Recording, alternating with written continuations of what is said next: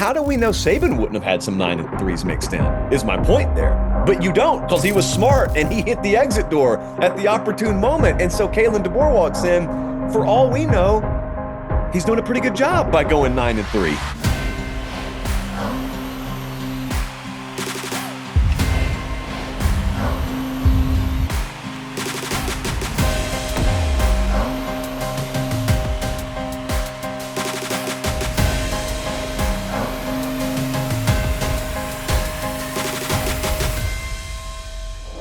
What is up, everybody? Hope you're having a fantastic day, and thank you for making Crain and Company a daily watch and or listen. If you do both, that's what we call a true Dual Threat Booster Club member. Make sure you hit that like button, hit that subscribe button. Got another fantastic show for you today. As usual, to my left, former Michigan quarterback David Cohn, and to my right, former Western State Colorado wide receiver Blaine Crain. He may not be good at math, but he's good at a lot of other things. And it's a compliment, all right? It's a compliment. So there you go.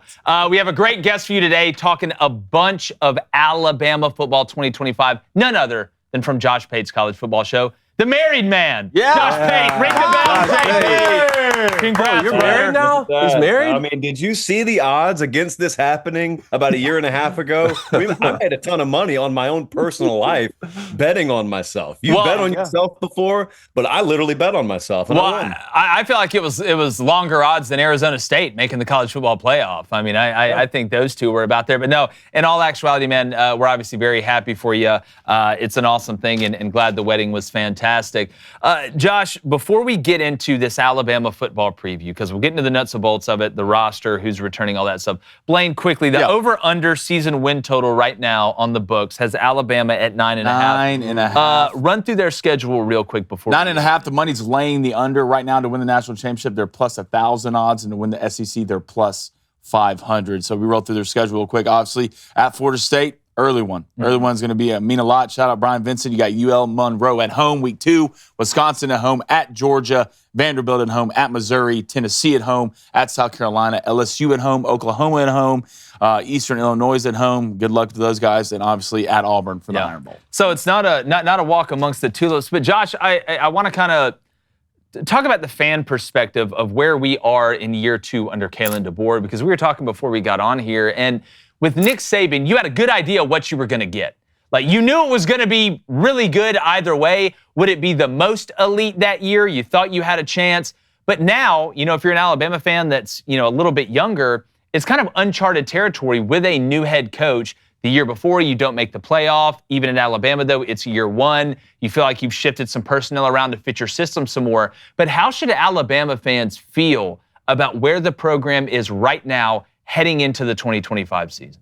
Well, the measure of the program is ultimately, the results you're producing. Do guys want to play there? So I would still say brand new. We're within 36 months or so of Kalen DeBoer taking over. So I still define that as new.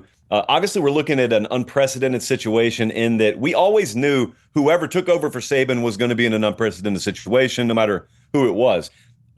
I'll tell you, as it relates to this year, what I would think is, if you were to blind test me 8 years ago, the middle of Saban's run, and you asked me, what are the years going to be like when he leaves? I would have thought totally up in the air. It could be disastrous because I would have wondered who wants to take over for him. And I also would have wondered how big of a house of cards is a Saban organization once he leaves. There was a lot unique to Bama that you would think may or may not work without Saban. So DeBoer takes over, above average year last year, if that, by Bama standards. But the important thing to talk about with them, as I assume we'll get into, is the same important thing we talked about with Ohio State last year.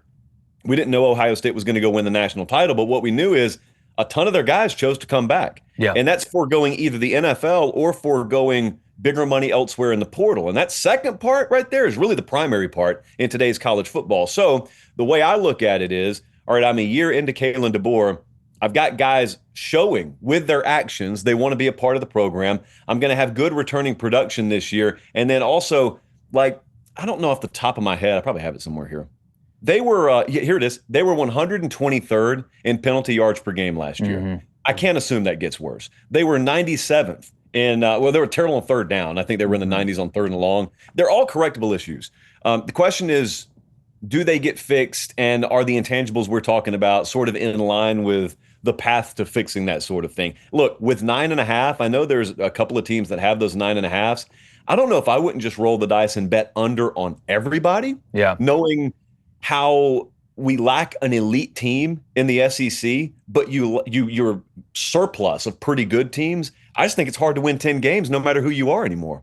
No, without a doubt. And it's going to be really interesting to see if 9-3, if one of those teams that didn't get in last year, you look at LSU, you look at Ole Miss, you look at South Carolina, and Alabama as well. Excuse me, not LSU, but Alabama. Alabama didn't get in, SMU did. You talk about returning production, Josh, and that was going to be kind of my next question I wanted to throw at you, because I'm looking around the landscape of college football, and there's so many new quarterbacks at top brands. I mean, we've gone through the list: Ohio State, Oregon, Alabama. You can go through it and find a bunch, more than I can remember, honestly, in a while at the top shelf places. But when I look at what's coming back for Alabama around the quarterback position, and in general, the two teams that I look and say, all right, with a new quarterback, which are the top two teams from a roster around them standpoint? To me, it's Ohio State and Alabama, because I'm looking at the rest of this Alabama roster and the rest of these position groups. Offensive line, stacked. Alabama should be unbelievable on the offensive line this year. Wide receiver room, stacked. Running back room. Alabama's always going to be fine at running back, and the offensive line is going to make the running back. Then you look on defense, they return what, Blaine? Nine starters. 9 starters from last year. The defense should be even better, and you bring up those mistakes that they had are fixable because they were self-inflicted. And that's been the biggest difference, I think, between Nick Saban teams and the Kalen DeBoer team we saw at Alabama last year. But would you make the case that Alabama has the best returning roster around a new quarterback in college football, or is that Ohio State? You can make the argument. I don't think you'd be definitively wrong if you said it. I don't view them as some slam dunk either way.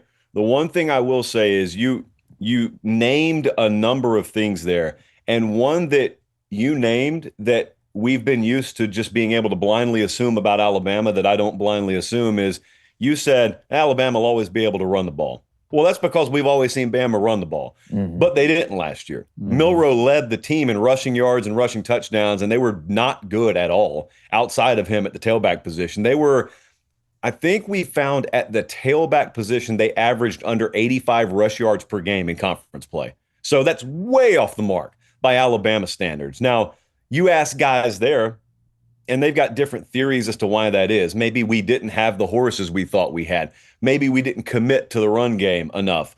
Maybe the offensive plan in general was scatterbrained because the quarterback position was Jekyll and Hyde week to week.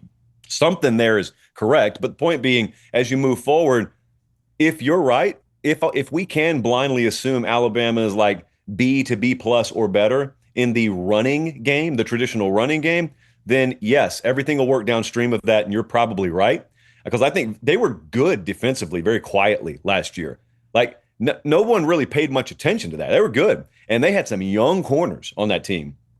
And I think their DB room and their wide receiver rooms, respectively, could be the best at those respective positions in the conference.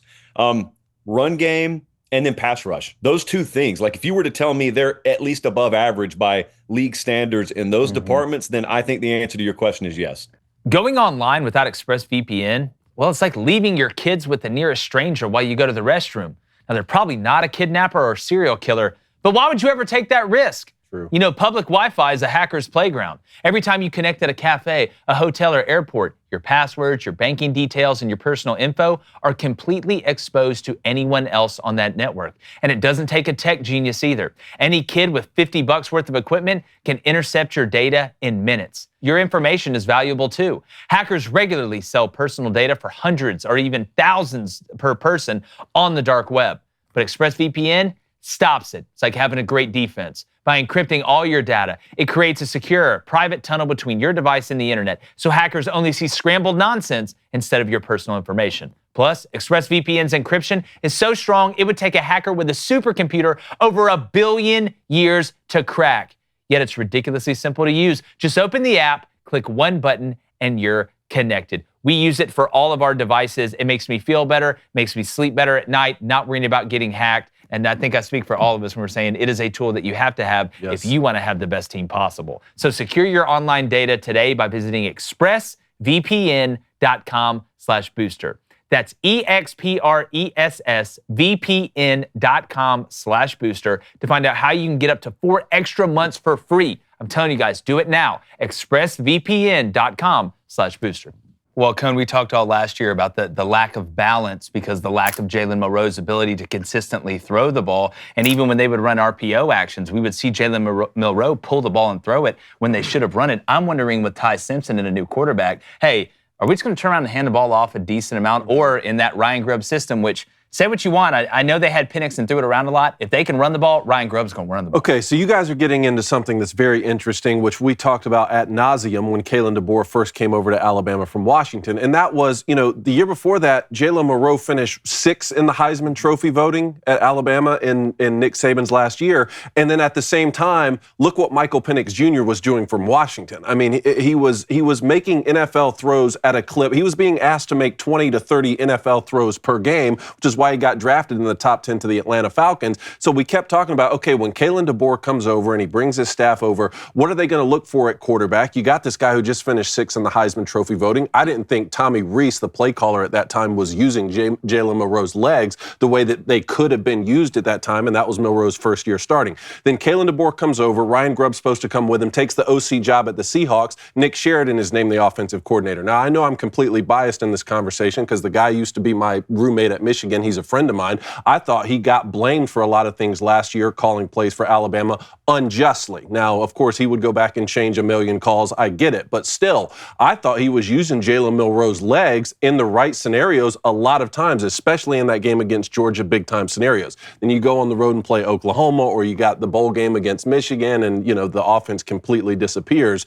But Josh, I just want to ask you, from a quarterback perspective, you're going to start someone new now who's not Jalen Milroe, and you got Ryan Grubb to come back over and be your offensive coordinator.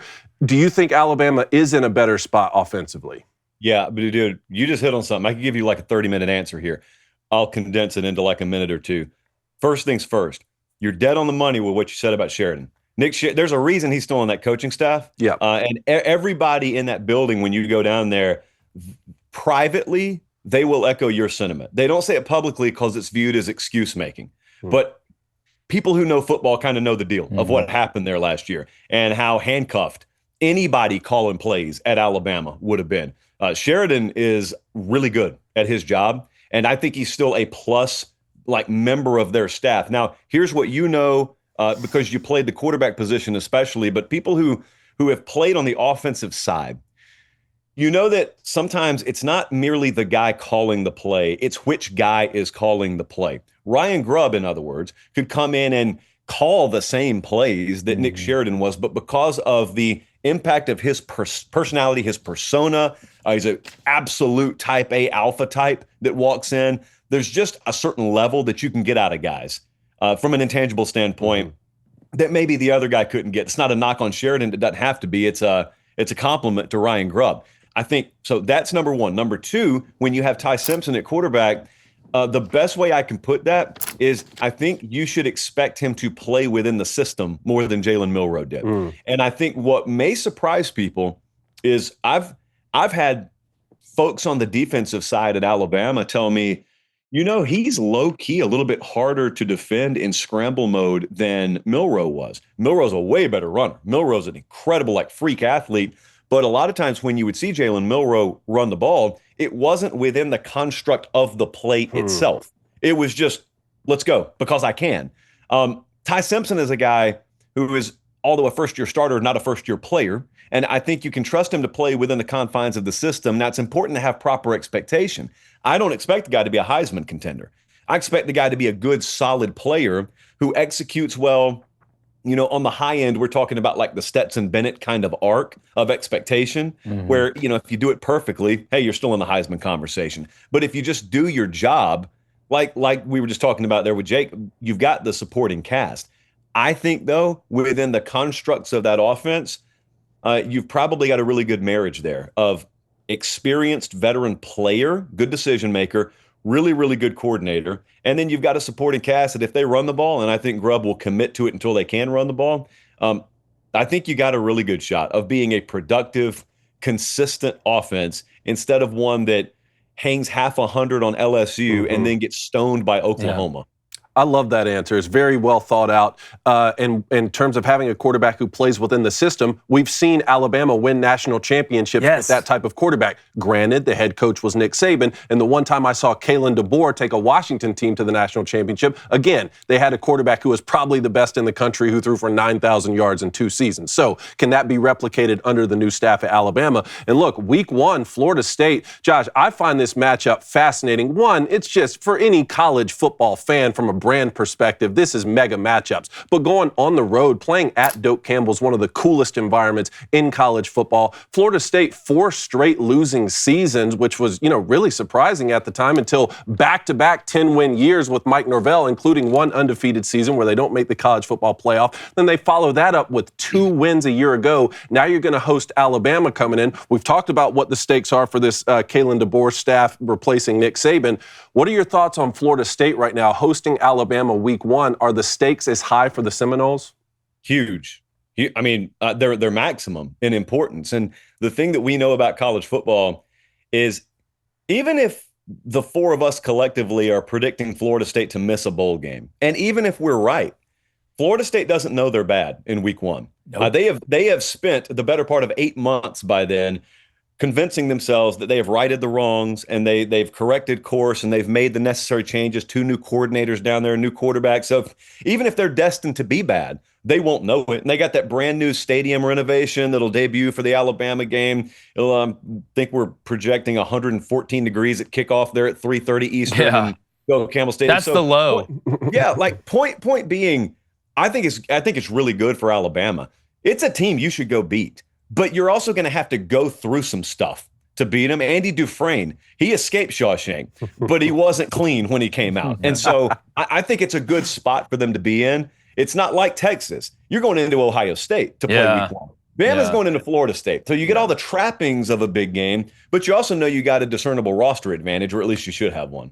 Well, that's the reason why. But to me, the reaction, what I'm interested to see is again, I don't think Florida State's going to be nearly as bad as they were last year. But if Alabama goes in there and they kick a field goal to win as time expires, I wonder if Florida State fans are going to be like, all right, listen, we want to win every game. We want to win every game, but we don't suck. But then Alabama fans are going to be like, God, are we bad? I think you'd see a reaction from Alabama fans who are like, we just beat a 2-10 team last year. But Florida State's not going to be the same team. You'll be able to make that decision about week 4 or week 5 once you see these teams. I just think that instant reaction, if it's a close game, it's going to be funny because if Florida State loses close, they may feel better about a loss than Alabama does about a win, but that's just the way college football fandom works. I love a good Shawshank reference on a Monday, by the way. Yeah. I said the other day, you said field goal. I said, what if the final's 27-21? That was the projected score. I just kind of threw out there. It's just crazy world where 2 years ago, it's these 2 battling neck and neck for the final playoff spot. Yep. And 2 years later, the irony is one could go into the other's building, win by 6, and the home team's the one wiping the sweat off their brow saying, whew, that wasn't so bad. Yeah, see, guys, I fixed it. Yeah. I fixed it. Yeah, well, there's a reason Alabama, last time I looked at it, was a 2-touchdown favorite. Was it 12? Yeah, it started, I believe it started at 14.5. Last time I looked at it, it was 12.5, and I wouldn't be surprised if it kept going down. I really wouldn't. And you bring up that Washington team, they had a really good quarterback. They're also really good at every position on offense. Joe Moore, one up front. You had 4 NFL receivers. I mean, you're Bama could do all that, though. You have Bama the roster. Obviously that. not the same, receivers you have running around in Washington. You have at Alabama right now. You have Ryan Williams. Other than that, Josh, what I kind of want to get to, you look at this Alabama team. What's kind of one thing that could surprise you about this Alabama team this year, whether that's positively or negatively? I just think the DB play is something that could be really, really good. They had guys last year. If you remember that Georgia game, they get up to the huge lead. And then Georgia storms back. Well, the process of Georgia storming back was not overly complicated. It was, we got to throw a lot because we're forced to throw a lot. They got freshman corners out there. Let's see what happens. And what happened to the freshman corners is what happens to freshman corners in college football. Those guys sort of grew up towards the end of the year a little bit, but pay attention to just the collective talent in those rooms, safety corner, like those rooms and that DB group specifically, because I think there are guys who started for them last year who will get pushed for playing time, not because they're hurt, not because they're bad, just because the influx in talent from the portal that they've got in that room is going to mean there's some really, really high level players that are running with the twos there. And this 2015 would not have been a headline because that was every position group at Alabama. But in the portal era, no Nick Saban anymore. I think it can't be overstated how critical that is that we're talking that way about any position group. Well, I mean, when it comes to watching old Alabama teams, I know great DBs. The one thing I was always afraid of watching Alabama is the things they would run out on the defensive line, especially watching every movie, The Lord of the Rings. Are we concerned at all this year, kind of what you lost a little bit up front, especially in the interior? How's Alabama's defensive line room going to look this year? Yeah, I'd say a concern is relative. I'd say it's just a big question mark. Not so much the quality of personnel in defending the run.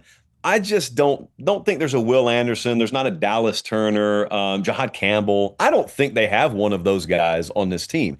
Now, what they can do is in the aggregate, they could accumulate those numbers. But then if there is a guy to pop, you go back to previous recruiting classes, and there are a bunch of former like 5-star caliber guys on this team that didn't immediately pop. And you guys know when you're a 5-star, especially like an edge rusher or a wide receiver, something like that, and you don't immediately pop, people just forget you. Yeah. So like Yanze Pierre was a former 5-star, but since he didn't immediately get freshman All-American honors, or Keon Keeley, since he didn't immediately get freshman All-American honors, people kind of forget him. Well, those guys are still there. And they're still working, and they've been in the 2 deep, and now they'll get a ton of snaps this year. And I just remember like Christian Barmore for them back in the day coming on out of nowhere. Like they've had guys before that didn't just explode as freshmen. And then you see them 2 years later and it feels like they're one and done to the NFL because they're like redshirt sophomores or redshirt juniors. And finally they get their year. And Quinnen Williams was the same way. You just kind of explode and like, where'd that guy come from? Oh, I remember him two or three classes ago. It's just different guys progress at different levels. So I'm not expecting either one of those guys to, double-digit sacks or anything like that. If they have a guy who does that, it would probably be one of those former 5-stars that just finally finds his groove. Well, the crazy part is typically the guys up front, the young guys, take longer to come along. Like that's, there's a lot more high school seniors playing wide receiver and DB that can go and translate faster than somebody putting their hand down on the ground, a defensive end, going up against the freaks in this conference at offensive tackle. Everybody can't be Dylan Stewart. Everybody can't be Colin Simmons. Those are the rarities. There's a lot less of those than on the outside. But my last one for you, Josh, on this Alabama preview. If Alabama does not make the playoff this year, and let's say it's a solid year, another solid year. Last year, again, I know they want to make the playoff, but you beat Bama, you beat Georgia. If they go 9-3 this year and don't make the playoff, what is the pressure level on Kalen DeBoer going into year 3 at? Is it panic level, or is it we're getting close to panic level, we're just not there yet? It would be panic level. It would be stupid panic level. And it would be, I'm not going to say unfair to anyone who makes that kind of money because that's kind of the trade-off. Yeah. But here's what you can't know. You can't know the B of the A-B scenario. You can't know what it would have looked like if Saban was still there. Yeah. Like Nick Saban, in the great unwritten story in the whole Saban arc, so to speak, is how much certain branches of the tree started to wane down the stretch. But because they had fortuitous draw from the playoff committee or fortuitous bounces of the ball, they were good in one-possession games. They had Bryce Youngs walking around the building. They didn't have to pay the price for it. But you look at the amount of one-possession games they played in the latter portion of Saban's tenure, ton of them. You look at the penalties per game, went way up. And so there were some of the blinking red lights already. Their depth was lesser than in his final years than had previously been. And so what I'm saying is, how do we know Saban wouldn't have had some 9-3s mixed in, is my point there. But you don't, because he was smart and he hit the exit door at the opportune moment. And so Kalen DeBoer walks in. For all we know, he's doing a pretty good job by going 9-3. What if Kirby goes 9-3 this year? Like they were close to doing that last year. And Georgia's a machine. Ryan Day just won a national title, guys. He lost 2 games in the regular season, and only a new playoff format saved him and allowed him to get in the playoff period. So there's just... the limbo bar has been lowered, and I don't think people have reconditioned their minds to understand it yet. And so you've still got folks ready to go torch and pitchfork at 9-3, not knowing 9-3 is the new 10-2, 11-1. Yeah. I would kill. Oh, God, to for Auburn? If Auburn went 9-3, I'd kill. There's a lot of there's not a lot of things I wouldn't do for Auburn to go 9-3. Here's a great question. If DeBoer and Hugh Freeze go 9-3, do you fire DeBoer and just go after Hugh Freeze? Is that how you do it? Oh, God. Relax, No, I dude. think, Blaine just wants everybody to hire Nate Oates, regardless of sports, Please, once get it out. gets done. But Josh Pate, one of the best in the business. Really appreciate you, man. Again, congratulations on getting married. The Josh Pate College Football Show. Obviously, if you're watching this show, you probably know Josh is got some more great content coming out with him as well. We appreciate you hopping on, my friend, and look forward to seeing you now. And you're married, which I know you've always been a solid guy, but now that you're married, it makes it that much better, my friend. And we're just really happy for you. I appreciate it, guys. Hugs and kisses to everyone there. Definitely. Josh Pate, we appreciate you guys. Hit that like button, hit that subscribe button. Please keep sharing the show and like the chances of me not being excited to watch this Bama FSU game. We're going. Gone. That was a catch.